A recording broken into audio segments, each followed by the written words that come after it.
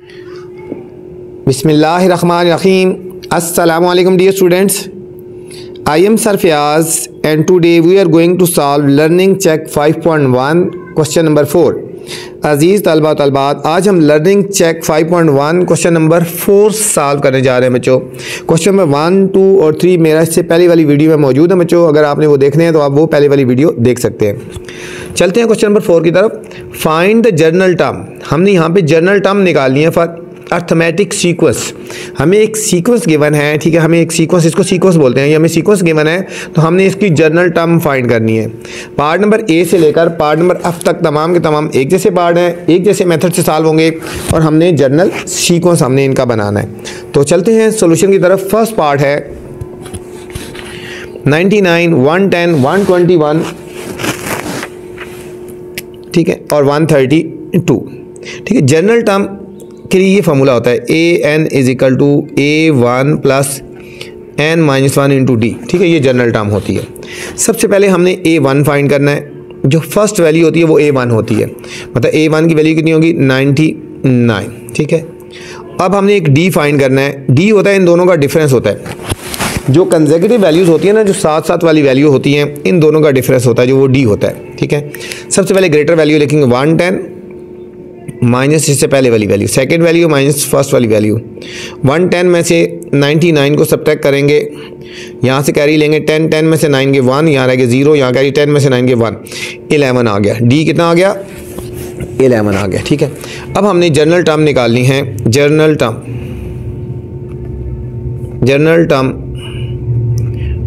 Term होती है an। ये होगा an = a1 + n-1 × d। इसमें वैल्यूज़ पुट कर देंगे तो हमारे पास जर्नल टर्म आ जाएगी। an से मुराद कितना है, यहाँ पे n कोई वैल्यू नहीं है, an ही रहेगा जर्नल टर्म। a1 की वैल्यू 99, n की वैल्यू हमें नहीं पता -1 और d की वैल्यू हमें पता 11। अब इस 11 को अंदर मल्टीप्लाई कर देंगे, ये हो जाएगा an = 99 + 11n -11 1 = 11, ठीक है। अब n वाली वैल्यू हम पहले कर लेते हैं। an = ये 11n पहले कर लेते हैं और ये दोनों लाइक टर्म है। 99 - 11 ये दोनों लाइक टर्म्स हैं, ठीक है। कैसे, ये n वाली अलग होगी ना, ये दोनों लाइक टर्म्स हैं, इनको आप सॉल्व कर लेंगे तो हमारे पास जर्नल टर्म बन जाएगी an = 11n + 88। 11n + 88 हमारे पास इसकी जर्नल टर्म आ गई बच्चों। ये था पार्ट नंबर ए था और इसकी हमने जर्नल टर्म फाइंड करनी थी। अब सेकंड पार्ट है, हमें सीक्वेंस गिवन है तो हमने उसकी भी हमने जर्नल टर्म हमने फाइंड करनी है। सेकंड पार्ट है -31, -26, -21, -16 ... ये हमें एक सीक्वेंस गिवन है। अब हमने इसमें भी जर्नल टर्म फाइंड करनी है। तो सबसे पहले हम करेंगे a1। इसमें हमारे पास क्या हो गया, जो फर्स्ट वाली वैल्यू है -31 आ गया। d फाइंड करनी है तो हम इन दोनों को माइनस करेंगे, इन दोनों को लिखेंगे -26 माइनस, ये माइनस फार्मूले का और इसकी वैल्यू है -31। ये हो जाएगा -26 माइनस और माइनस +31, तो हमारे पास d की वैल्यू आ जाएगी 5। d की वैल्यू आ गई हमारे पास 5 आ गई। अब हमने जर्नल टर्म फाइंड करनी है। जर्नल टर्म के लिए हमारे फार्मूला है an = a1 + n-1 × d, ठीक है। a1 की वैल्यू कितनी है -31, n की वैल्यू हमें नहीं पता -1 और d की वैल्यू है 5। d की वैल्यू है 5। इसको सॉल्व कर लेते हैं। an = -31 + 5n - 5, लाइक टर्म एक जैसी कर लेते हैं। n वाली वैल्यू पहले कर लेते हैं ना। an = ये होगा 5n -31 और -5, तो हमारे पास आ गई जनरल टर्म an = 5n - 36। ये बच्चों हमारे पास जनरल टर्म आ गई। लेकिन बुक के एंड में जो इसका आंसर है ना वो ये है 5n प्लस 94, ये किसी सूरत नहीं बन सकता, ठीक है। ये बुक के एंड में जो आंसर आ रहा है ये हमारे पास ये आ रहा है, तो ये गलत है, ठीक है। बुक के एंड में जो आंसर आ रहा है ये गलत है, ये हमारे पास फाइनल आंसर जो बन रहा है इस सीक्वेंस के मुताबिक ये जनरल टर्म जो बन रही है ये हमारे पास ये बनती है, ठीक है बच्चों। बुक एंड में जो आ रहा है 5n प्लस 94 ये इस सूरत इस सीक्वेंस से नहीं बन सकती। ये था हमारे पास बी पार्ट था। सी पार्ट है 64, 82, 100 एंड 118। ये हमारे पास एक सीक्वेंस है, इसको भी हमने जनरल टर्म हम इसकी भी निकालनी है। A1 हो गया 64, D हो गया, इन दोनों को सब्ट्रैक्ट करेंगे 82 माइनस 64, तो D हो गया 82 और 64 को हम सब्ट्रैक्ट कर लेते हैं। यहाँ से कैरी लेंगे 12 में से 4 के 8, यहाँ लगे 7 में 6 के 1, 18। D आ गया हमारे पास 18। General term AN is equal to A1 plus n minus 1 into D। AN is equal to A1 की वैल्यू कितनी है 64, n माइनस 1 और D की वैल्यू है बच्चों 18, ठीक है। ये हो जाएगा AN is equal to 64 plus 18 से मल्टीप्लाई करेंगे 18n माइनस 18, 18n माइनस 18। इनको अरेंज कर लेते हैं 18n प्लस 64 माइनस 18, तो 18n 64 और 18 को हमने सब्ट्रैक्ट कर लेना है। यहाँ से कैरी लेंगे 14 में से 8 के 6, 5 में से 1 के 4, ठीक है, प्लस 46, 18n प्लस 46। ये हमारे पास सी पार्ट का फाइनल आंसर आ गया। सी पार्ट का हमारे पास ये फाइनल आंसर आ गया बच्चों। नेक्स्ट डी पार्ट है। डी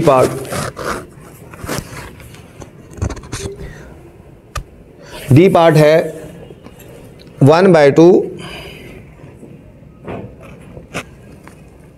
3/4,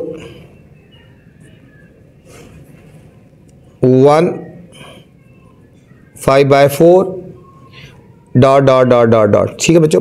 ये हमारे पास डी पार्ट हो गया। 1/2, 3/4, 1 एंड 5/4 है हमारे पास डी पार्ट है। तो सबसे पहले हमने क्या करना है इसमें हमने वही A1 की वैल्यू फाइंड करेंगे। A1 है हमारे पास 1/2, D हमारे पास क्या हो जाएगा, इन दोनों को सब्ट्रैक्ट करेंगे ना, देखो 3/4 माइनस 1/2, इन दोनों को सब्ट्रैक्ट करेंगे, इनका एलसीएम ले लेंगे, हमारे पास 4 एलसीएम आ जाएगा, 4 1 जार, तो ये हो जाएगा 3, 2 जार 4 माइनस 2, ये हमारे पास आएगा D आ जाएगा 1/4, D हमारे पास आएगा 1/4। हमने जनरल टर्म फाइंड करनी है, तो जनरल टर्म का फॉर्मूला क्या होगा, AN is equal to A1 plus n minus 1 into D। A1 की वैल्यू 1/2, n माइनस 1 और D की वैल्यू हमारे पास 1/4।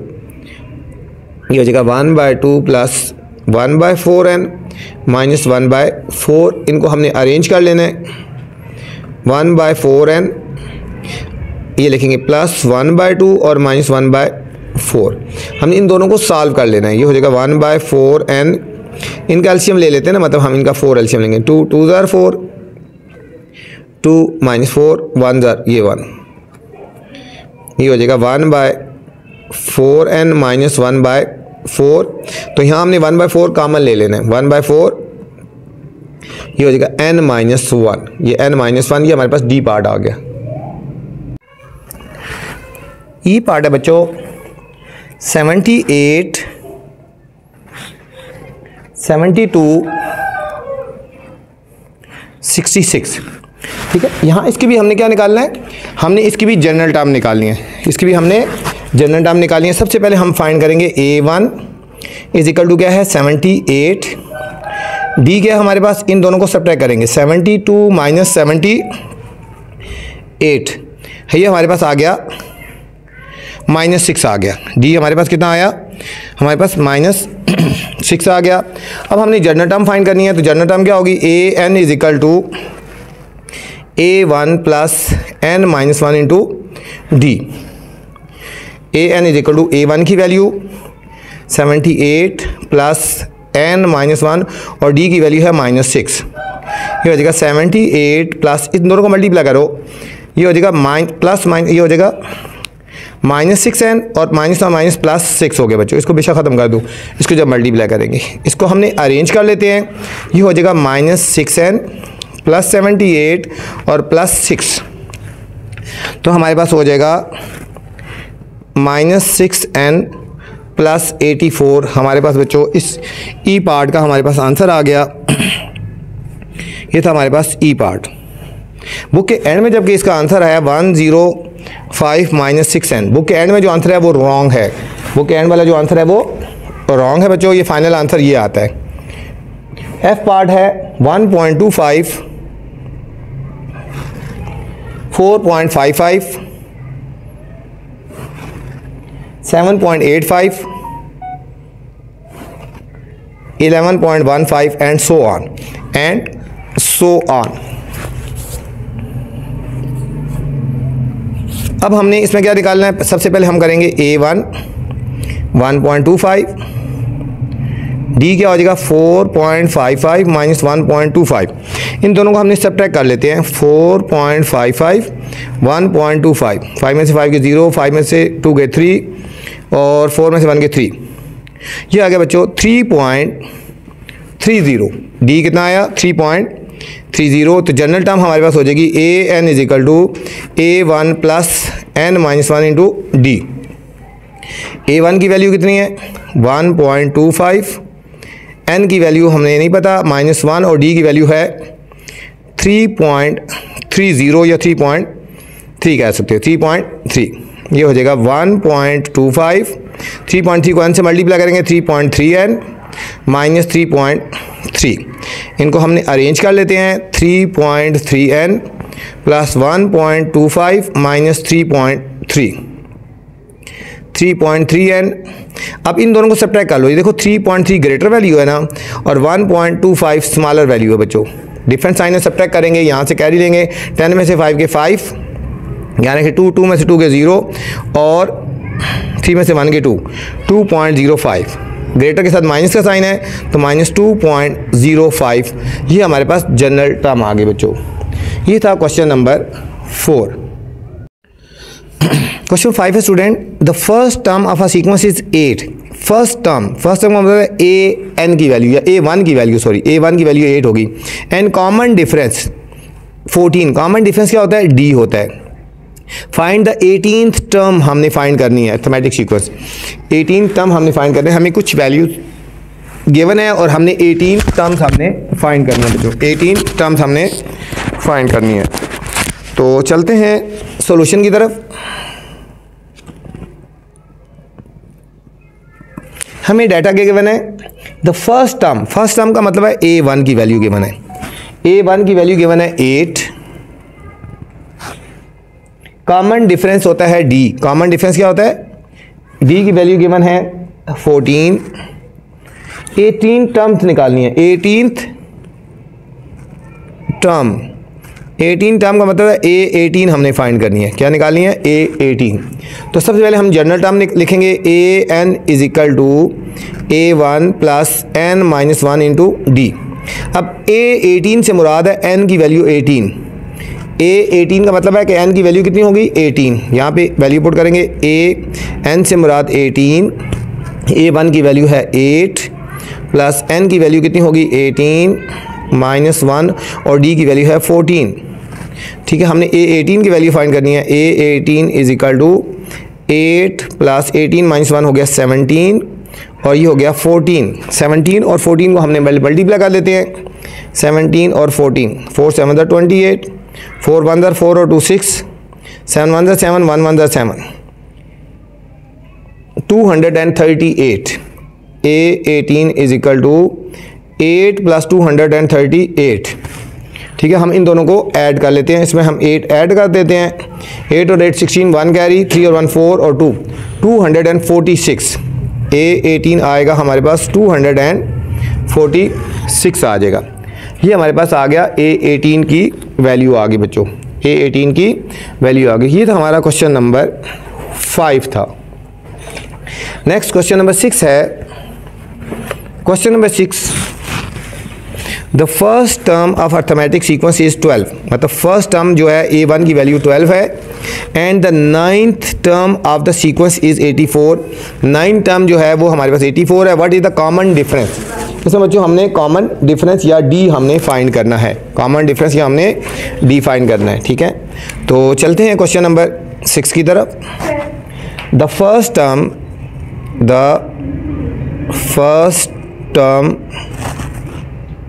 ऑफ द अर्थमेटिक सीक्वेंस, आगे बच्चों हम इसको डॉट डॉट लगा लेते हैं, ठीक है। सॉल्यूशन पे चलते हैं। हमें क्या क्या गिवन है, लिखे the first term of arithmetic sequence, मतलब A1 की वैल्यू गिवन है, A1 की वैल्यू गिवन है 12 and 9th term of the sequence, 9th term का मतलब है AN की वैल्यू A9 की वैल्यू, A9 की वैल्यू गिवन है 84 और हमने निकालना है कॉमन डिफरेंस। कॉमन डिफरेंस जो होता है वो डी हमने फाइंड करना है, ठीक है। A9 फार्मूला लिखेंगे AN is equal to A1 plus N-1 into D, ठीक है। यहाँ AN से मुराद बच्चों यहाँ पे A9 है ना, तो इसका मतलब N की वैल्यू 9 है, N की जगह 9 पुट करेंगे। A9 is equal to A1 की वैल्यू है 12 प्लस N की वैल्यू है 9-1 और D की वैल्यू हमने इसमें फाइंड करनी है। A9 की वैल्यू कितनी है 84, 12 प्लस 8 में से 1, A9-1 हो गया 8 और D हो गया, ठीक है। 84 और ये 12 इधर जाके सब्ट्रैक्ट हो जाएगा इज इक्वल टू 8D। 84 और 12 को हम सब्ट्रैक्ट करते हैं 72 इज इक्वल टू 8D और 8 से डिवाइड कर लेंगे 72 by 8 is equal to D, तो 8 9 जार D की वैल्यू आ गई बच्चों 9 आ गई। तो हम लिखेंगे कॉमन डिफरेंस क्या आ जाएगा, common difference is equal to 9 आ गया, common difference is equal to 9। ये था हमारा क्वेश्चन नंबर 6 था बच्चों। Question number 7 students, Amna decided to recite the holy Quran. Amna ने डिसाइड किया कि होली कुरान की रिसाइट करेगी, तिलावत करेगी। शी रिसाइट 35 आयत ऑन द फर्स्ट डे, आयात उसने फर्स्ट डे 35 आयात मतलब ना रिसाइट की। शी इंक्रीज 6 डेली, ये उसने 6 जो है वो डेली इंक्रीज करती गई। हाउ मैनी आयात will she recite on the 12th day, 12 दिन के बाद वो कितनी आयात वो मतलब रिसाइट करेगी। ये इंपॉर्टेंट क्वेश्चन है बच्चों, इसके ऊपर आप स्टार लगा लें। तो चलते हैं सॉल्यूशन की तरफ। सॉल्यूशन क्वेश्चन में था ना, Amna decided to recite the holy Quran, she recites 35th ayat on first day, मतलब A1 की वैल्यू जो आ जाएगी वो है 35। फिर शी इंक्रीज 6 आयात डेली, मतलब डेली 6 आयात इंक्रीज करेगी, उनका difference D is equal to 6 हो जाएगा, ठीक है। हाउ मैनी आयात will she recite on the 12th day, ठीक है। मतलब A12 हमने फाइंड करना है, हमने A12 फाइंड करना है, तो मतलब N की वैल्यू यहाँ पे 12 है। A12 से हमारा N की वैल्यू 12 है, तो हम जनरल टर्म लिखेंगे AN is equal to A1 plus N-1 into D। अब AN से मुराद क्या है, हमने 12 फाइंड करना है, ठीक है। A12 फाइंड करना है, ये 12 है। A1 की वैल्यू है 35 प्लस N की जगह हम क्या पुट करेंगे 12 -1 और D की वैल्यू है 6। A12 is equal to 35 plus 12 -1 हो गया 11 into 6। A12 is equal to 35 plus 66। इनको ऐड कर देंगे बच्चों, 6 और 5 11 1 कैरी 69 और 1 10 101। A12 इज इक्वल टू 101, ठीक है। तो हम लिखेंगे हाउ मैनी आयात will she recite on 12th day, यहाँ लिखेंगे शी विल रिसाइट 101 आयात, ठीक है, ऑन 12th डे, ठीक है, 12 दिन के बाद। ये था क्वेश्चन नंबर 7 था। Question number 8 students, Ibrahim decided to improve his English vocabulary, ठीक है, इब्राहिम ने फैसला किया को अपनी इंग्लिश की वोकैबुलरी इम्प्रूव करे। Each day the number of his learned words increase by 2, हर रोज़ वो 2 वर्ड बढ़ाता जाता ना। If he learn 20 words on the 9th day, अगर 9th डे उसने 20 वर्ड्स समझे कि वो लर्न किए। How many words did he learn on the first day, first day उसने कितने लर्न किए थे, ठीक है। तो चलते हैं क्वेश्चन नंबर 8 की तरफ। सॉल्यूशन, अच्छा, Ibrahim decided to improve English vocabulary each day the number of his learn word increase by 2, मतलब हर रोज 2 वर्ड इंक्रीज करता है, मतलब इंक्रीज होगा डेली, उनका डिफरेंस है 2, डी आ गया 2 आ गया। If you learn 20 words on the 9th day, मतलब A9 की वैल्यू जो है वो 20 है, ठीक है, तो इसका मतलब है n हो गया 9, A9 की वैल्यू 20 है। How many word did he learn on the first day, A1 हमने निकालना है, A1 हमने निकालना है बच्चों, ठीक है। तो जनरल टर्म लिखेंगे A1 is equal to AN is equal to A1 plus N-1 into D. बच्चों सोल्यूशन में जाने से पहले आपसे गुजारिश है, चैनल को आपने लाइक करना है, सब्सक्राइब करना है और दोस्तों के साथ शेयर भी करना है, ठीक है। जिन बच्चों ने चैनल को सब्सक्राइब किया बहुत शुक्रिया, जज़ाकल्लाह। अब अपने दोस्तों को भी चैनल के बारे में बताया करें, इंशाल्लाह आपका तामन रहा तो बहुत जल्द चैनल ग्रो करेगा, ठीक है, और मैं आपके लिए अच्छी अच्छी वीडियोज़ बनाता रहूँगा। अब वैल्यूज़ पुट करते हैं। एन से मुराद क्या बच्चों 9, A9 is equal to A1 की वैल्यू कितनी है, A1 की वैल्यू हमने फाइंड करनी है, N की वैल्यू कितनी है 9 -1 और D की वैल्यू है 2। अब A9 की वैल्यू है 20, यहाँ पुट कर देंगे 20 is equal to A1 plus 8 into 2, 20 is equal to A1 plus 16, ठीक है। 16 इधर जाके क्या हो जाएगा, सब्ट्रैक्ट हो जाएगा, तो ये हो जाएगा 20 minus 16 is equal to A1, तो A1 इज इक्वल टू 4, ठीक है। तो हमने फाइंड करना था how many words did he learn on the first day, हम करेंगे so he learned 4 words on first day, ठीक है। फर्स्ट डे जो बच्चों वो 4 वर्ड जो है वो लर्न करेगा, ठीक है, 4 वर्ड वो लर्न करेगा। लास्ट क्वेश्चन है इस एक्सरसाइज का, question number 9। Iffat decided to rent her house, Iffat ने डिसाइड किया कि वो अपना घर रेंट पे देगी, किराए पे। The current rent for the house is 12,000, मतलब जो उसका करंट रेंट है, जो यहाँ से पहला रेंट जो शुरू किया उससे 12,000 रुपये। If the rent of the house is increase every year by ₹1000, हर साल अगर वो रेंट इंक्रीज करती है 1000 रुपीज़, मतलब ये डी की वैल्यू आ जाएगी, ये A1 की वैल्यू होगी। What will be the rent of the house on the 7th year, 7वें साल में घर का जो रेंट है वो क्या होगा। बहुत सिंपल सा क्वेश्चन है, बिल्कुल जिस तरह पहले किया उसी तरह ही है। सॉल्यूशन, जो पहला रेंट है ना, मतलब वो A1 हो गया, A1 हो गया 12,000 रुपीज़, 12,000 रुपीज़ वो फर्स्ट रेंट हो गया, और एवरी ईयर्स 1000 इंक्रीज हो रहा है, तो डी की वैल्यू होगी ₹1000। तो हमने फाइंड करना है A7, 7th ईयर का रेंट हमने फाइंड करना है। समझो n हो गया 7, general term AN is equal to A1 plus N-1 into D.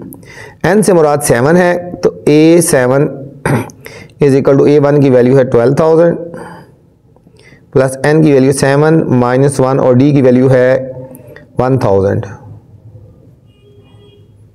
A7 हमने फाइंड करना है 12,000 प्लस 6 इंटू 1000, ये हो जाएगा A7 is equal to 12,000 plus 6,000, ठीक है। A7 इज इक्वल टू 18,000, कितना हो गया 18,000 हो गया, ठीक है। तो क्या होगा, what is the rent of the house on 7th year, हम लिखेंगे so rent of house on 7th year is equal to ₹18,000, कितना हो जाएगा 18,000। बच्चों ये थी एक्सरसाइज 5.1, उम्मीद आपको समझ आई होगी। अब आपसे गुजारिश है, चैनल को लाइक करना है, अपने सब्सक्राइब करना है और दोस्तों के साथ शेयर भी करना है, ताकि जो नई वीडियो बनाऊं बर वक्त आप तक पहुंचे। वीडियो के बाद बच्चों कमेंट्स लाजमी करें कि आपको वीडियो कैसी लगी। अपना ख्याल रखना बच्चों, अल्लाह हाफिज़। है।